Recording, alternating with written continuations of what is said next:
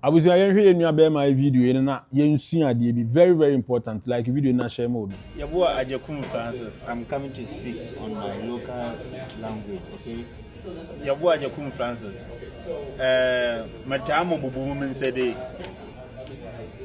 now, Menyan Williams, also me at the ma, me a penina, Messabe day. Namaso, your doctor Papa Ghana, and to me a video, Monfenseno. Yabua Ajakum Francis, baby, will be a video. I reach out na nyane ye bubu yan answer na amen answer medase We dey ento ye bra pan na omfansi na Danfo Williams so say asema bra Willie kan enye nokore ntro na de nti ameka say ntro ne say condition ya that screen is ya ye bra ne de to so so hwe ni ya honor deviation and say honor drift na nipa ne sana ye say akoakwa na 90% cases na de ye de sa de ne ba no RA, the friend of rheumatoid arthritis. And this idea ba say o crack or knuckle, it doesn't cause RA. But your other conditions are etimima nipa and as on and deviate, different honor deviation, your other conditions. If it's a lupus bit me cause that. I mean severe osteoarthritis, bit me cause that. But majority of these cases in an RA. Obi onim RA be say RA autoimmune disease. Yaka say yare bi autoimmune disease a oni badua soja for na nkasa asori tia wo omo ana wo se nkomo ko infection no bibia sia ma confusion bia sia omo hu ade bi wo joint no ho a omo hu ni se wo ye foreign material na omo sha ase attack no now ti sound na apie ba no kwampo emfiri kase num mekirem sound na wo ye wonsa mayami de ni nyina nti emma biem sound na wo ye wonsa apie no emfiri kase num department mo wo bi efi now so de yankopon aye body na wa ye nkase no on say so wanye yenkase na ama ambubu say ya enka wo so cap man ka be den ama because I said the work critic all these channels na maye no ntimitimi so ade ema me good grip me fruit dua me komeba me bofom ntimi nsa no hakrampo timi ko very important owie no hu say okay se de bia be ko awon sam say ya ade a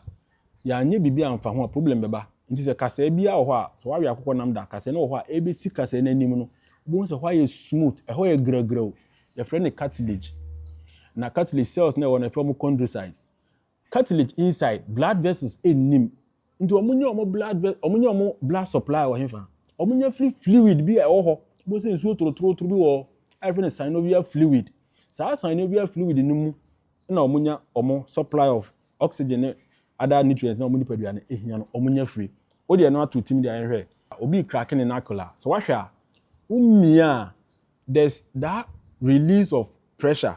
kase ni sie ni mu sei se memie sei ya ase tokuro bi ba beda ho ase kase ne otwe ne ho afiri wakra e create less pressure na wo no esote nti e ba ne sa na gases na omo synovial fluid ni mu no omo sha ase move ba area no gas ni bi ye carbon dioxide e bi ye nitrogen gas e bi ye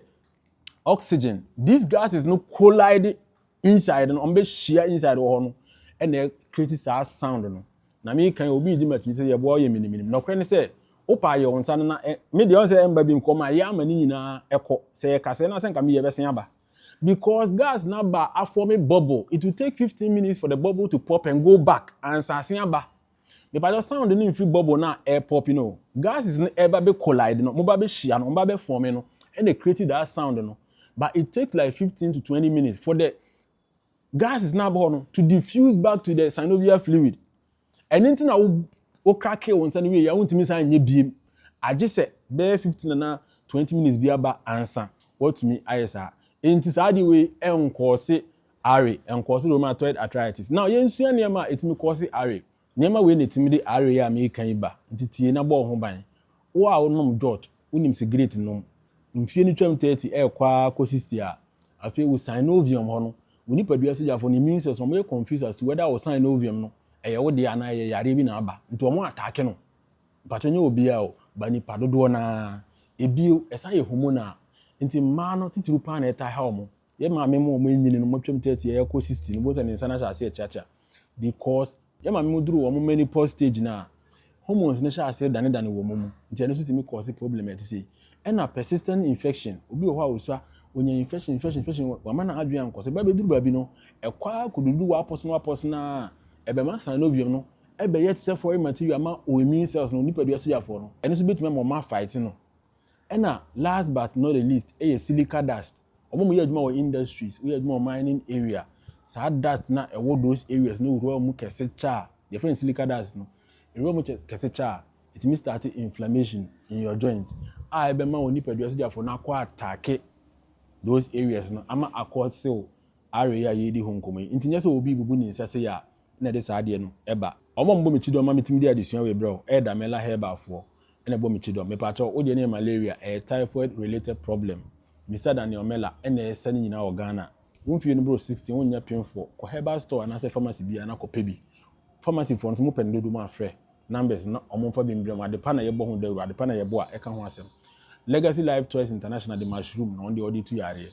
nti wo de ne yɛ honam mmerɛ general body weakness o sɔre wayɛ hojo wonyima ade kɔ wo da wo ntumi nna pacho nna so wantumi anna yɛ ha adwen wonse wo nyini nti efemfem ɛyɛ divine nneɛma no nko ara na obetumi use Legacy Life nneɛma no divine choice toothpaste no so ka ho Fred divine na ɛno so gye wo de me pacho royal foam so na yɛ da nti wo no mo Legacy Life na sɛ wani kuma o da royal foam so na watumi ada na ho because royal foam na akyɛ yɛ bɔ sɛ yɛ rest ɛyɛ assured nti wo yɛ businessman na wo yɛ hotels wo yɛ hostels deɛ also wo yɛ ane sɛ o ba me ya customize ama na ya sen ate so ama na betimi ada na wada na ho media na ye body conference o ba Ghana ha me ba medical sciences am self taught trichologist nti so person grow beard grow titimi body say media ya me na me ton hair growth product na baba shop nyama nyina me na me san ton kran na kuma ase ba bia benya bi obetimi aba in person obetimi so am place order am ye dia bro na me won sure na on board God bless you.